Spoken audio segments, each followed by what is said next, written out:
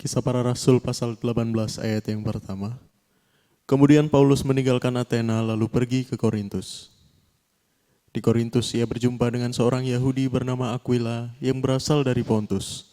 Ia baru datang dari Italia dengan Priscilla istrinya karena Kaisar Claudius telah memerintahkan supaya semua orang Yahudi meninggalkan Roma. Paulus singgah ke rumah mereka. Dan karena mereka melakukan pekerjaan yang sama, ia tinggal bersama-sama dengan mereka. Mereka bekerja bersama-sama karena mereka sama-sama tukang kemah. Dan setiap hari Sabat Paulus berbicara dalam rumah ibadat dan berusaha meyakinkan orang-orang Yahudi dan orang-orang Yunani. Ketika Silas dan Timotius datang dari Makedonia, Paulus dengan sepenuhnya dapat memberitakan firman di mana ia memberi kesaksian kepada orang-orang Yahudi bahwa Yesus adalah Mesias. Tetapi ketika orang-orang itu memusuhi dia dan menghujat, ia mengebaskan debu dari pakaiannya dan berkata kepada mereka, "Biarlah darahmu tertumpah ke atas kepalamu sendiri. Aku bersih, tidak bersalah. Mulai sekarang aku akan pergi kepada bangsa-bangsa lain." Maka keluarlah ia dari situ, lalu datang ke rumah seorang bernama Titius Justus yang beribadah kepada Allah, dan yang rumahnya berdampingan dengan rumah ibadat. Tetapi Krispus, kepala rumah ibadat itu menjadi percaya kepada Tuhan bersama-sama dengan seisi rumahnya. Dan banyak dari orang-orang Korintus yang mendengarkan pemberitaan Paulus menjadi percaya dan memberi diri mereka dibaptis. Pada suatu malam berfirmanlah Tuhan kepada Paulus di dalam suatu penglihatan, "Jangan takut, teruslah memberitakan firman dan jangan diam. Sebab aku menyertai engkau dan tidak ada seorang pun yang akan menjamah dan menganiaya engkau, sebab banyak umatku di kota ini." Maka tinggallah Paulus di situ selama 1 tahun 6 bulan dan ia mengajarkan firman Allah di tengah-tengah mereka. Akan tetapi setelah Galio menjadi gubernur di Akaya, bangkitlah orang-orang Yahudi bersama-sama melawan Paulus, lalu membawa dia ke depan pengadilan. Kata mereka, "Ia ini berusaha meyakinkan orang untuk beribadah kepada Allah dengan jalan yang bertentangan dengan hukum Taurat." Ketika Paulus hendak mulai berbicara, berkatalah Galio kepada orang-orang Yahudi itu, "Hai orang-orang Yahudi, jika sekiranya dakwaanmu mengenai suatu pelanggaran atau kejahatan, sudahlah sepatutnya aku menerima perkaramu. Tetapi kalau hal itu adalah perselisihan tentang perkataan atau nama atau hukum yang berlaku di antara kamu, maka hendaklah kamu sendiri mengurusnya. Aku tidak rela menjadi hakim atas perkara yang demikian." Lalu ia mengusir mereka dari ruang pengadilan. Maka orang itu semua menyerbu Sostenes, kepala rumah ibadat, lalu memukulinya di depan pengadilan itu. Tetapi Galio sama sekali tidak menghiraukan hal itu. Paulus tinggal beberapa hari lagi di Korintus. Lalu ia minta diri kepada saudara-saudara di situ dan berlayar ke Syria. Sesudah ia mencukur rambutnya di Kengkrea karena ia telah bernazar. Priscilla dan Aquila menyertai dia. Lalu sampailah mereka di Efesus. Paulus meninggalkan Priscilla dan Aquila di situ. Ia sendiri masuk ke rumah ibadat dan berbicara dengan orang-orang Yahudi. Mereka minta kepadanya untuk tinggal lebih lama di situ, tetapi ia tidak mengabulkannya. Ia minta diri dan berkata, "Aku akan kembali kepada kamu jika Allah menghendakinya." Lalu bertolaklah ia dari Efesus. Ia sampai di Kaisarea dan setelah naik ke darat dan memberi salam kepada jemaat, ia berangkat ke Antiokhia. Setelah beberapa hari lamanya ia tinggal di situ, ia berangkat pula lalu menjelajahi seluruh tanah Galatia dan Frigia untuk meneguhkan hati semua murid. Sementara itu datanglah ke Efesus seorang Yahudi bernama Apolos yang berasal dari Alexandria. Ia seorang yang fasih berbicara dan sangat mahir dalam soal-soal kitab suci. Ia telah menerima pengajaran dalam jalan Tuhan. Dengan bersemangat ia berbicara dan dengan teliti ia mengajar tentang Yesus, tetapi ia hanya mengetahui baptisan Yohanes. Ia mulai mengajar dengan berani di rumah ibadat, tetapi setelah Priscilla dan Aquila mendengarnya, mereka membawa dia ke rumah mereka dan dengan teliti menjelaskan kepadanya jalan Allah. Karena Apolos ingin menyeberang ke Akhaya, saudara-saudara di Efesus mengirim surat kepada murid-murid di situ supaya mereka menyambut dia. Setibanya di Akhaya, maka ia oleh kasih karunia Allah menjadi seorang yang sangat berguna bagi orang-orang yang percaya. Sebab dengan tak jemu-jemunya ia membantah orang-orang Yahudi di muka umum dan membuktikan dari kitab suci bahwa Yesus adalah Mesias. Oke, shalom semuanya. God bless ya. Tuhan memberkati. Kita di penghujung belajar dengan berkiblat pada Kisah Rasul 18, perjalanan Rasul Paulus sebagian. Kita sudah bicara dari mata air sampai rumah ibadat, di mana Tuhan berikan yang kecil, dari yang tidak berarti dan sebagainya. Namun perlu diingat satu hal, saudaraku, bahwa panggilan itu adalah panggilan. Panggilan tidak bisa ditukar apapun. Panggilan nggak bisa ditukar dengan keberhasilan. Panggilan tidak bisa ditukar dengan kekayaan. Panggilan tidak bisa ditukar dengan kehebatan kita. Allah sudah menetapkan panggilan setiap anak-anaknya. Kekayaan tubuh Kristus ada yang dipakai menjadi alis, bulu mata, rambut, bulu tangan, bulu ketek, bulu kaki, dan sebagainya. Ada di tempat-tempat yang tidak terhormat yang harus ditutup, dibungkus. Ada yang menjadi untuk keindahan, ada yang menjadi untuk perlindungan. Ada yang menjadi untuk pengaman. Dunia medis menceritakan itu. Sehingga seluruh kehidupan kita sesungguhnya sudah dibeli dan dibayar lunas oleh Tuhan ketika mati di kayu salib. Jadi kita itu enggak punya hak menentukan menjadi apa dan siapa. Kalau kita memilih, kita menentukan, kita merasa punya hak, kita akan keluar dari Taman Eden. Kita akan hidup di bumi. Taman Eden itu dibuat Allah, disiapkan Allah untuk manusia yang dibentuk dan dibangun serupa gambar Dia. Taman Eden itu bukan bumi. Taman Eden ada di bumi.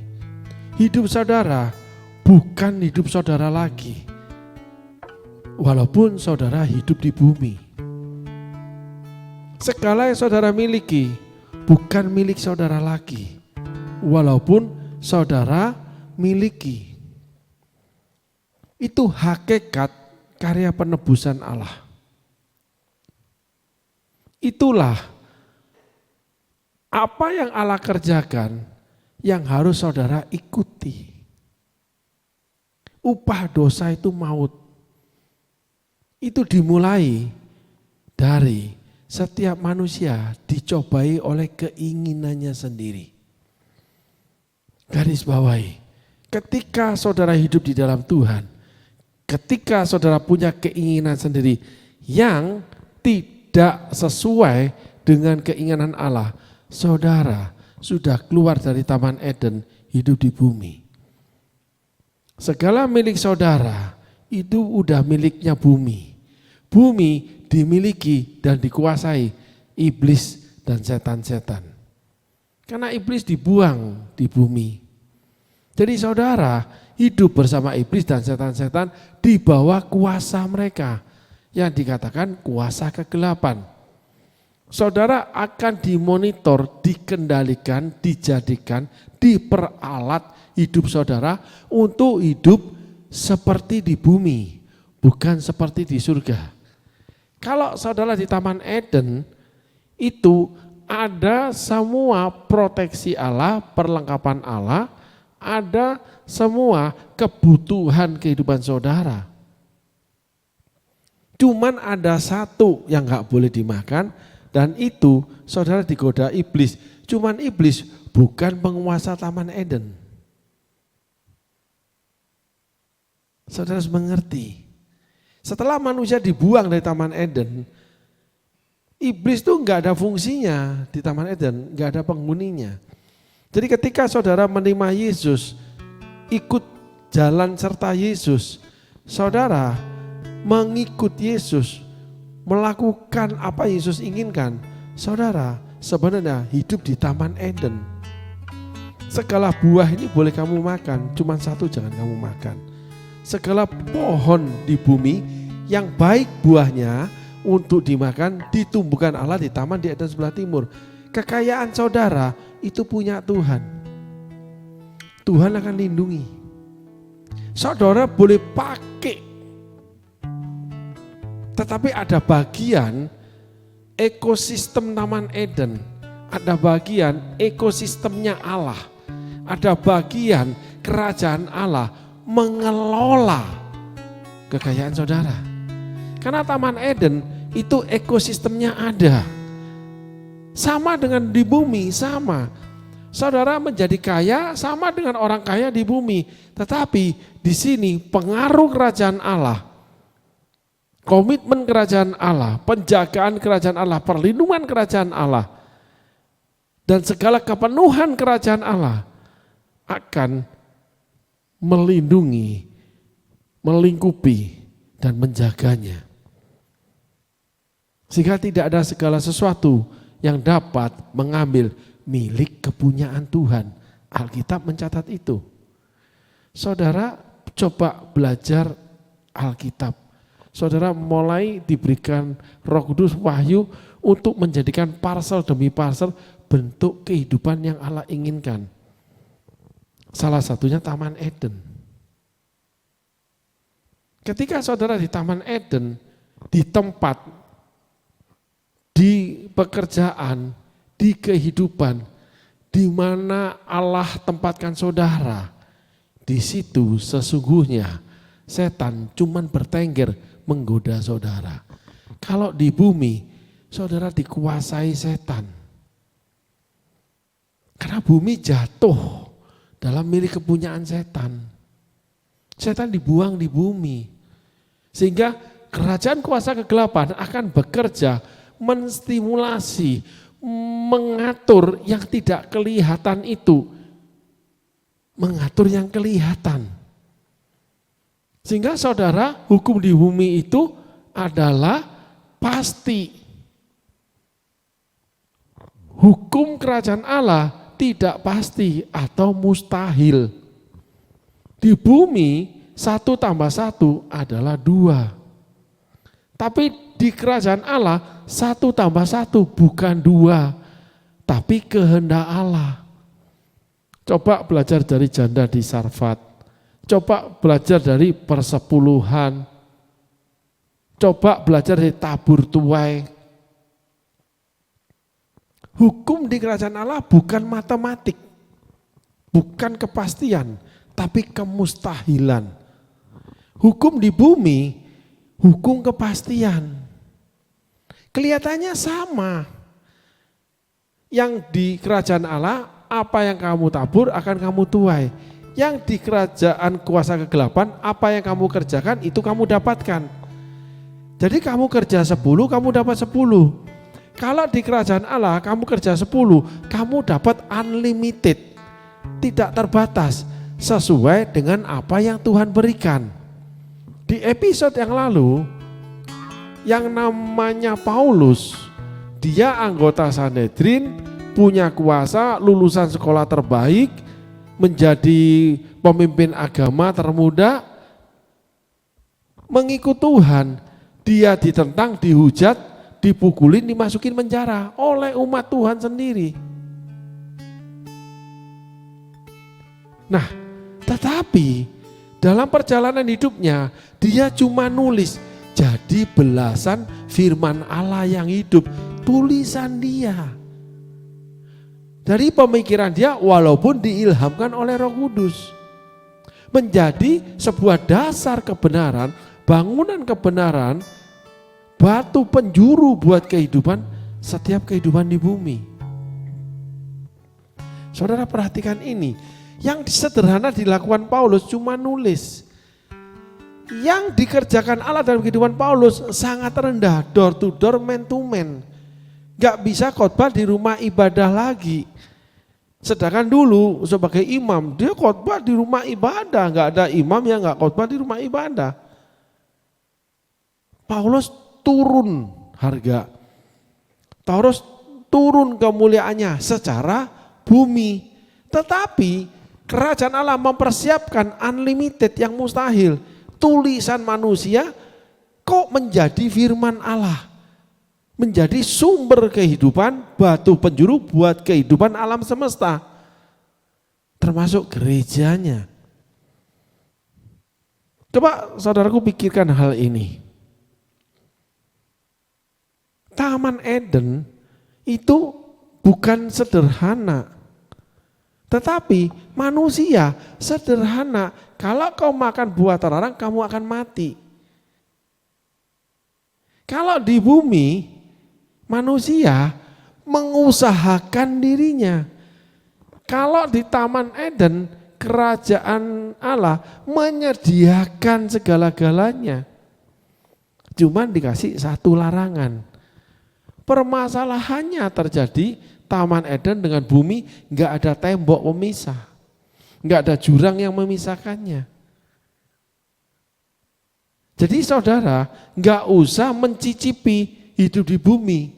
Saudara makan buah terlarang aja udah selesai, saudara harus makan buah di bumi. Walaupun ada sebagian buah di bumi itu yang baik karena ada di taman di Eden. Jadi di bumi ini ada perbuatan baik, tetapi perbuatan baik manusia tidak menyelamatkan dirinya.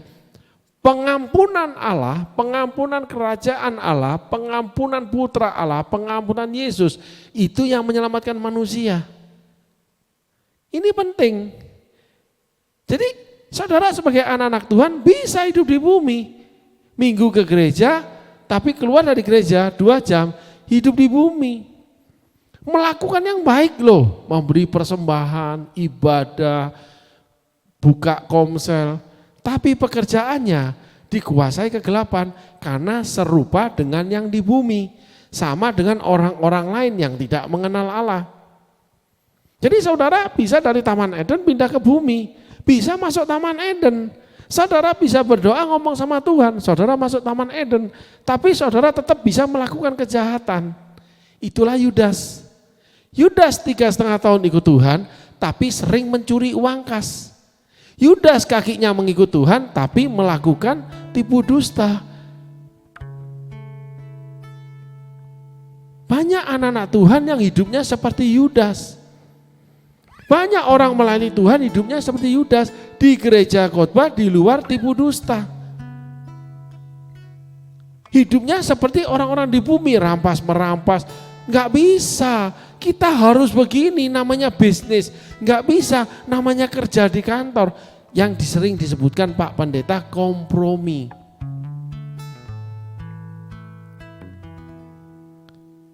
Jadi saudara, buah terlarang ini tinggal saudara makan. Yaitu pemikiran iblis. Nggak apa-apa. Saudara pelajari perkataan iblis kepada Hawa, esensinya nggak apa-apa, malah. Nah itu dibawa saudara ketika di bumi. Setiap anjuran manusia-manusia yang tidak mengenal Allah, yang tidak hidup di dalam Allah, itu akan ngomong garisnya cuma satu, nggak apa-apa, malah gitu. Loh, kamu nggak usah terlalu aktif di gereja, saatnya kamu mengembangkan perusahaan. Nanti perusahaanmu berkembang, malah gerejamu dapat duit banyak. Itulah esensi namanya iblis menggoda Hawa. Jadi ada unsur Tuhan, tetapi ada unsur penambahan yang lain. Bahwa kamu nanti lebih hebat loh pelayanannya. Kamu gak usah full time. Kenapa kamu berharap manusia? Kamu akan dihina. Padahal Tuhan ingin full time misalnya. Kamu kerja, kamu kan sekolah pinter, kamu kan lulusan terbaik, kamu kan begini. Kamu bekerja, kamu melayani Tuhan dengan tubuhmu, kamu juga akan memberkati gerejamu. Enggak apa-apa, malah jadi lebih baik. Sedang kehendak Tuhan, kamu dipanggil full time atau mempersembahkan hidup kepada Tuhan. Ada sebuah cerita, John Sung. Itu insinyur atom S3 di Jerman. Pemerintah Jerman menyiapkan pekerjaan buat dia disertai jabatan. Karena jarang insinyur atom. PhD. Tapi Johnson terpanggil pulang untuk menginjil di Tiongkok dan Asia. Dia naik kapal pulang pada zaman itu, ijazahnya dibuang. Pemerintah Tiongkok sudah menunggu dia, ingin dia bekerja buat pemerintah Tiongkok, memajukan untuk segala sesuatu yang berhubungan dengan atom, buat kepentingan negara Tiongkok. Sama Johnson dibuang. Dia menginjil. Anaknya mati kena malaria di Mongolia. Ketika dia melayani Mongolia, dia sendiri kena kanker paru. Khotbah pakai tandu. Diikat badan di tandu, dia khotbah KKR. Buat apa? Kan gitu. Tetapi salah satu kebangkitan, salah satu lawatan kuasa roh Allah, salah satu karismatik di Asia, itu dikatakan Johnson ini obor Asia. Kebangkitan rohani di tangan Johnson di mana-mana. Termasuk di Indonesia.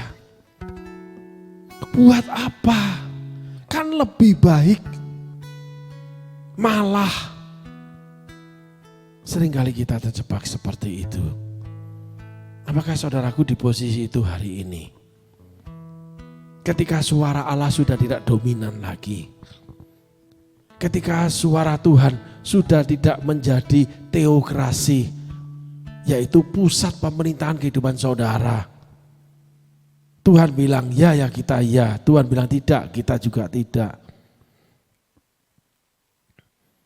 Apakah kehidupan saudara seperti orang-orang di bumi, 1 tambah 1 adalah 2. Jadi kalau ini menguntungkan, kalau begini menguntungkan lagi, ini menguntungkan. Jadi lebih baik melakukan ini, itu jauh lebih menguntungkan daripada cuman gini.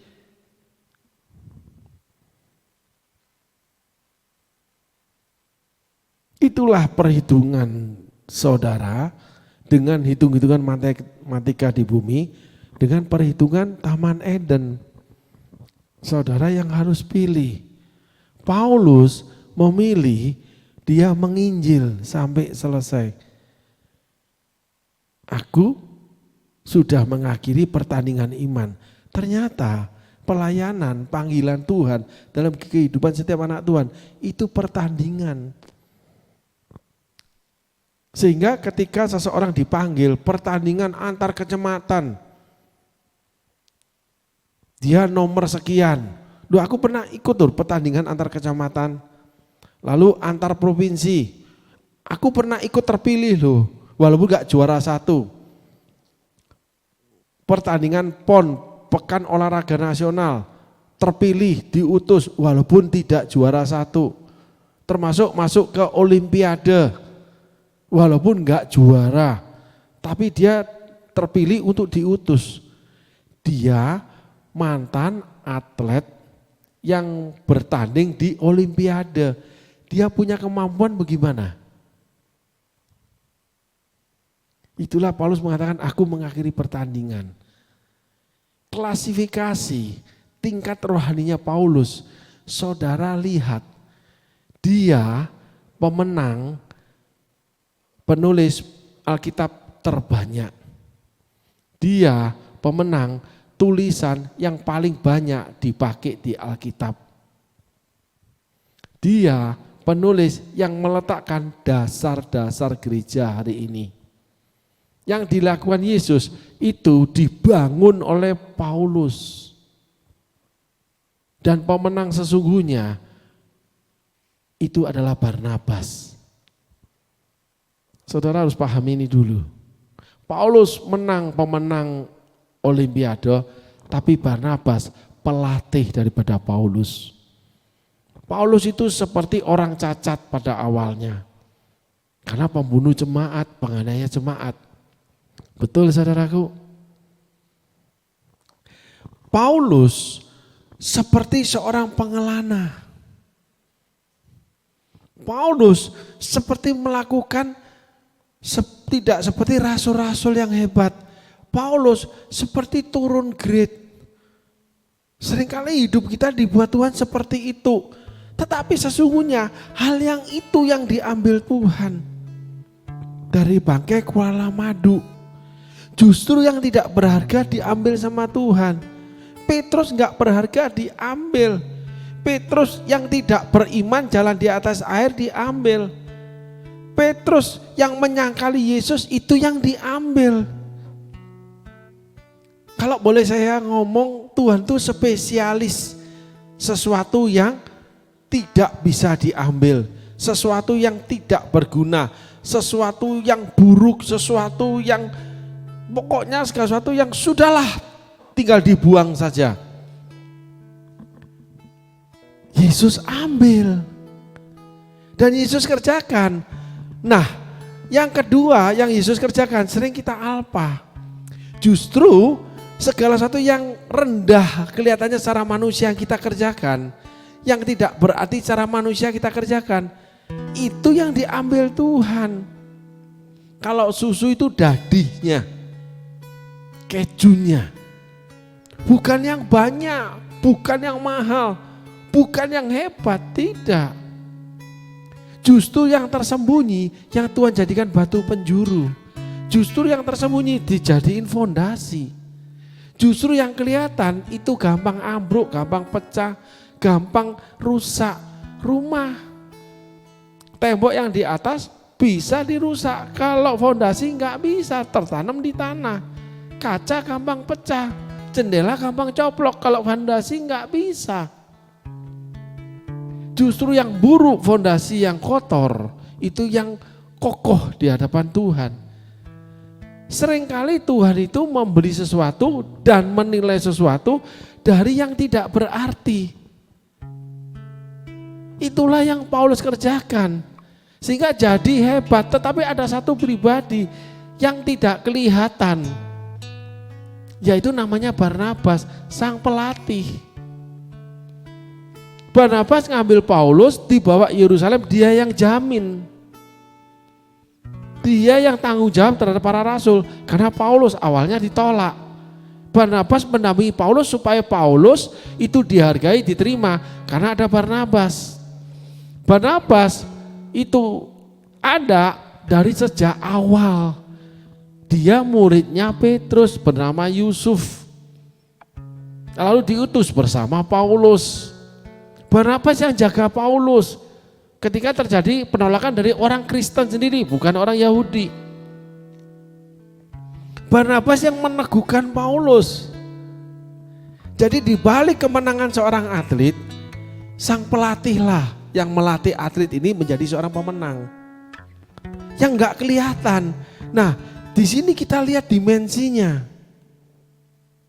Di balik kehebatan Elisa yang mengadakan mujizat 12 kali, yang Naaman ditaklukkan keangkuhan Elisa, itu ada pelatih namanya Elia.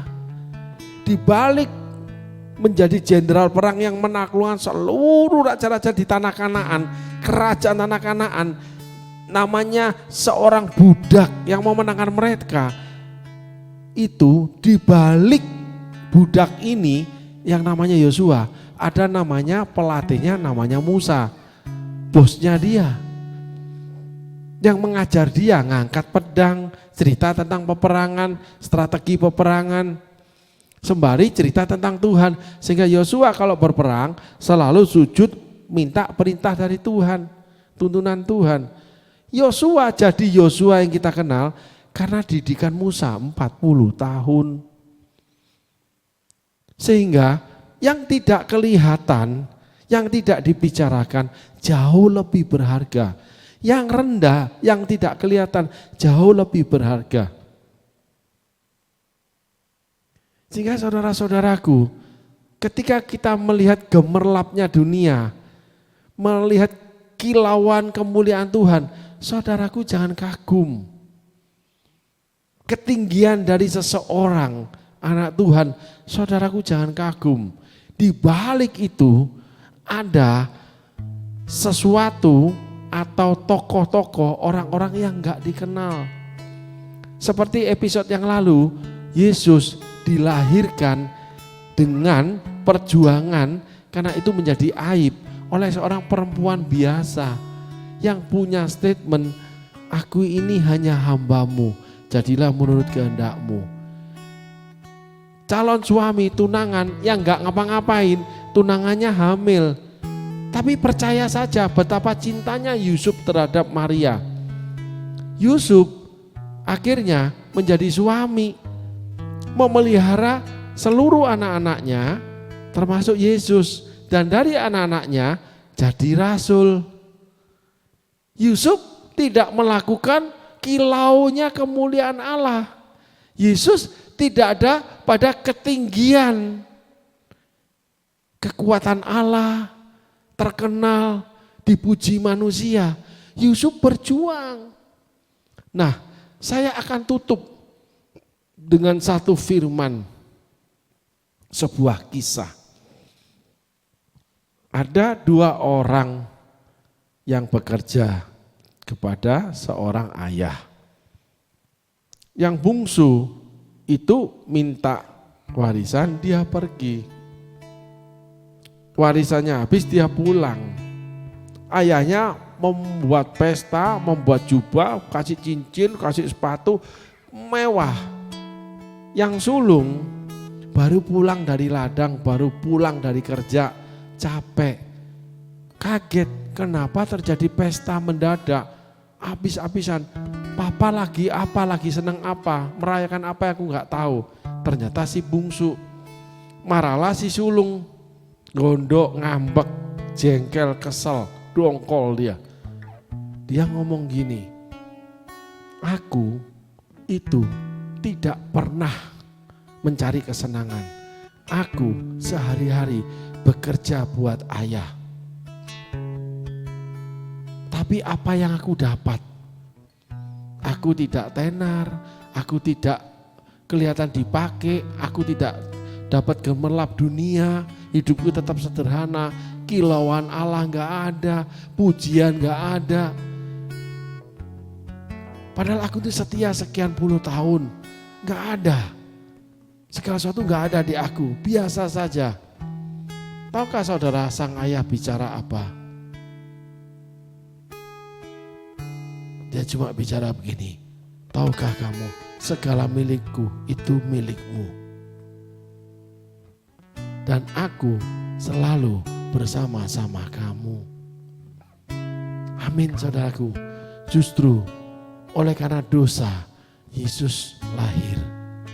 Oleh karena dosa Allah menjadi manusia. Oleh karena dosa Allah menjadi manusia.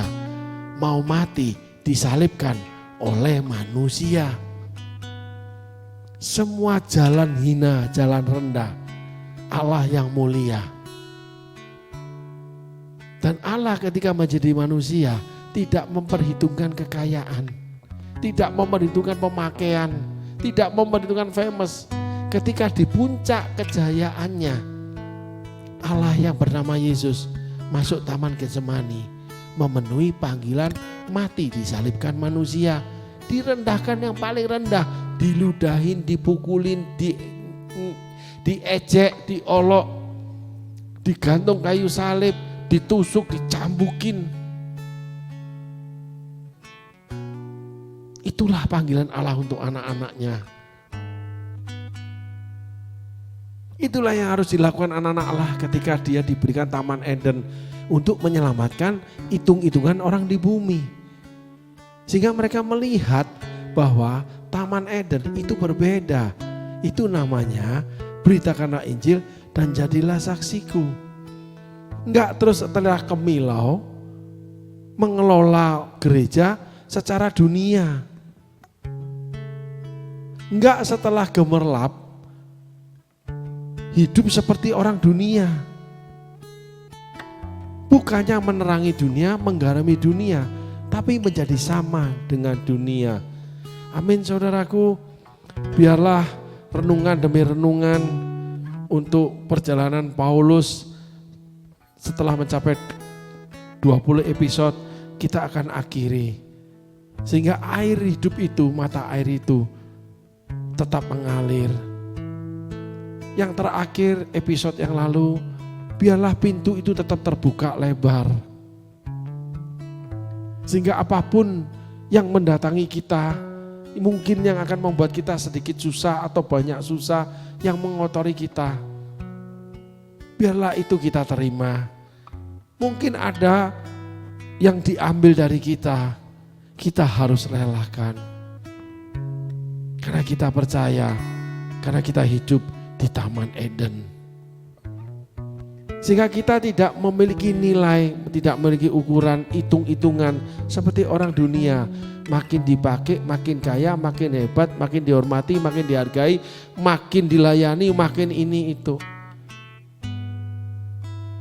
Justru kita supaya Yesus semakin besar, kita semakin kecil. Artinya Tuhan lebih banyak lagi mengambil bagian hidup kita, mengambil apa yang kita miliki. Kita makin sedikit memiliki, makin sedikit kita hidup di dalam kepenuhan Roh Kudus. Karena itu hitungan Tuhan yang membuat akhirnya Tuhan semakin kaya. Walaupun kita tetap sederhana seperti Paulus, seperti pengelana, dia berputar melayani. Tetapi penulis terbanyak dan tulisan dia fondasi batu penjuru buat kehidupan pelayanan setelah Yesus mati. Dan Paulus mengakhiri pertandingan bukan dalam kemilau gemerlap. Paulus mati karena dia tahu dia sudah mengakhiri pertandingan iman. Amin saudaraku, Tuhan Yesus berkati. Terima kasih.